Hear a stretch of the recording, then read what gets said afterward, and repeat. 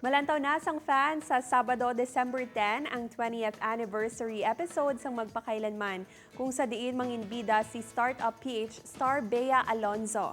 Dalo ni Bea sa episode ang papel ni Leslie nga may titulo nga The Haunted Soul.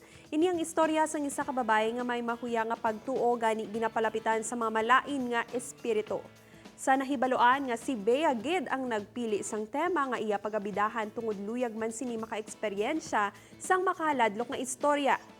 Samtang yari naman ang mga dapat bantayan sa Startup PH. Manginbulahan si Ina kay Danny tungod nga nakasulod na ini sa kumpanya. Imbitaro naman ni Danny ang utod nga magpuyo upod sa ila.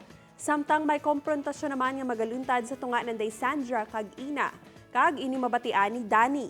Ini ang tutukan karon sa Startup PH 8:50 sa gabi sa GMA kag 11:30 sa gabi naman sa GTV.